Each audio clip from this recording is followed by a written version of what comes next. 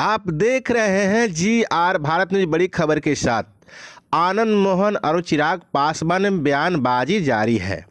समझना होगा क्योंकि नीतीश कुमार के पार्टी से अभी तक इस बयानबाजी पर कोई प्रतिक्रिया नहीं आया है। चिराग पासवान को समझना होगा कि आनंद मोहन और नीतीश कुमार में बेहतर रिश्ते हैं। ऐसे में आनंद मोहन नीतीश कुमार के बहुत ही करीबी हैं और आनंद मोहन और नीतीश कुमार की जो करीबी है आनंद मोहन, इसीलिए नीतीश कुमार ही जो थे कि इनको जेल से रिहा करवाए थे, क्योंकि नीतीश कुमार कहते हैं कि हम दलित विरोधी नहीं हैं और एक दलित को जो हत्यारा है उन्हीं को ये मदद किए हैं।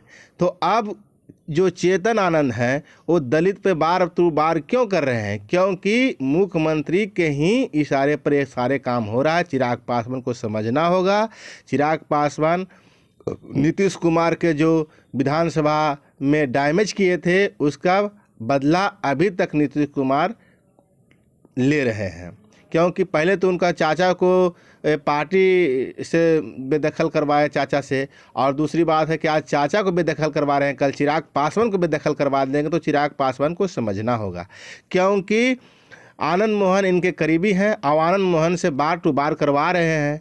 और ऐसे में नीतीश कुमार का जो पार्टी है इसके ऊपर कोई प्रतिक्रिया नहीं दे रहा है। फिर भी चिराग पासवान को समझ में नहीं आ रहा, मेरे मुख्यमंत्री जो कर रहे हैं, चिराग पासवान को बहुत ही लॉस होगा, अभी भी समझना होगा।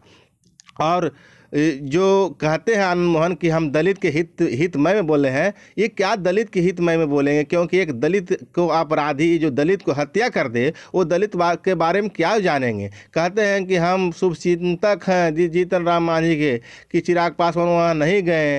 और ये क्या एक लड़ाने का एक साजिश है, हरिजन को डू टूक करने का साजिश है। चिराग पासवान को समझना होगा। और इस बात पे अब आनंद मोहन इससे साफ पता चलता है कि नीतीश कुमार के ही इशारे पर आनंद मोहन सब कुछ कर रहे हैं।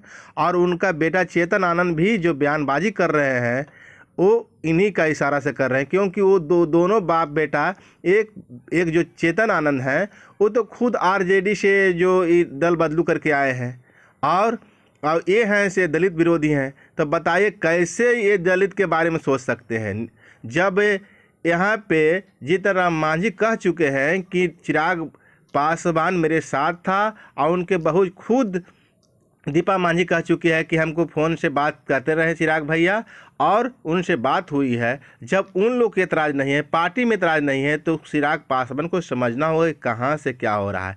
और किसी के इशारे पर, मुख्यमंत्री के इशारे पर ही एकदम साफ साफ जाहिर हो रहा है कि मुख्यमंत्री के इशारे पर ही ये जो आनंद मोहन है और चेतन आनंद है, जो दोनों ही बयानबाजी इस तरह के दे रहे हैं। और इन लोग कभी भी दलित को अपना नहीं समझा और दलित को इन लोग कभी भी नहीं समझेगा, क्योंकि दलित को इन लोग सोचते हैं घास पात के बराबर सोचते हैं और पहले के जैसा ही सोचते हैं। और कहते हैं आरजेडी कभी भी दलित विरोधी नहीं हुआ है। आरजेडी की जो कभी भी बयान देखिएगा तो आरजेडी को जो सम्मिलित करते हैं इसमें, लेकिन आरजेडी कभी भी दलित विरोधी नहीं हुआ है। दलितों के बारे में सोचिए, उन्हीं के कारण है कि वो हक दिलाए हैं। और माननीय लालू प्रसाद यादव जी ही हक दिलाए थे गरीबों को, क्योंकि उस समय एक बहुत ही बड़ा इन लोग का दबदबा चलता था। लेकिन जब लालू यादव आए तो इन लोग का दबदबा ख़त्म किए। ऐसे में आज तक इनको जो सीने में जलन है आज तक है, समझना होगा। और जीतन राम मांझी को भी समझना होगा। और ऐसे में चिराग पासवान और जीतन राम मांझी को एक साथ एक मंच पे और एक वातावरण में आना चाहिए, क्योंकि दोनों दलित हैं और दोनों दलित के बड़े चेहरे हैं और दोनों पर बिहार के दलित को नाज है और दलित के बड़े चेहरे, बड़े नेता माने जाते हैं चिराग पासवान और मांझी जी।